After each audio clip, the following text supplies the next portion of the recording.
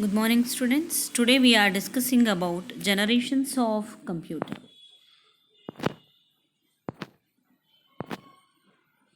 There are total actually 5 generations of computers are there. The computer has evolved from large size simple calculating machines to a smaller but much more powerful machines.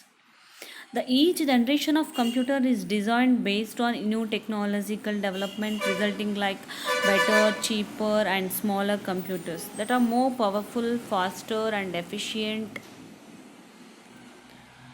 And currently there are 5 generations of computer in the following subsections. We will discuss the generations of computer in terms of technology used by them, computing characteristics like speed, number of instructions executed per second, and physical appearance and their applications. The first generations of computer is started from 1940 to 1956. The first computer used vacuum tubes.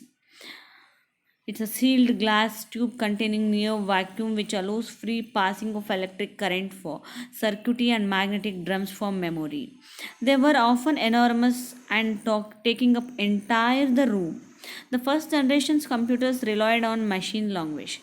They are very expensive to operate in addition to using great deal of electricity, generated lot of heat which was often the cause of malfunctions, defect or breakdown. The UNIVAC and ENIAC computers are the examples of first generation of computing devices.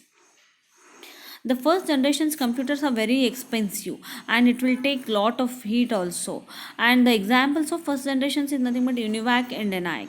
Universal Automatic Computer and Electronic Numerical Integrated and Calculators computers are the examples of first generations of computers. What are the advantages and disadvantages of first generation of computers? The advantages of first generation computers are it was only electronic device, first device to hold memory. The disadvantages of first generation are too bulky, that is large in size. The vacuum tubes burn frequently.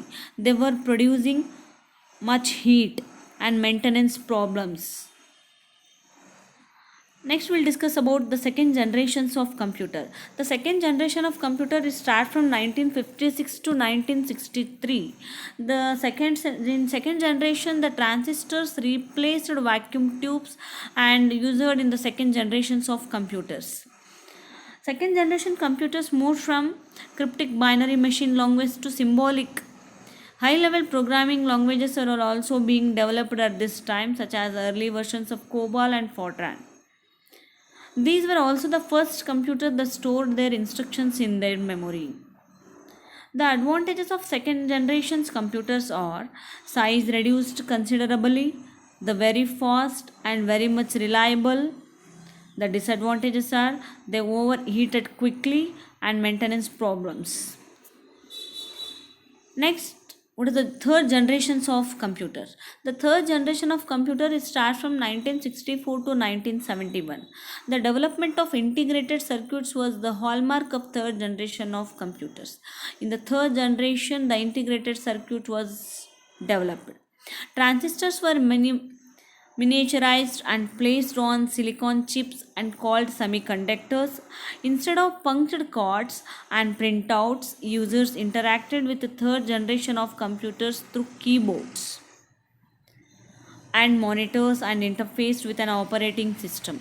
Allowed the device to run many different applications at one time.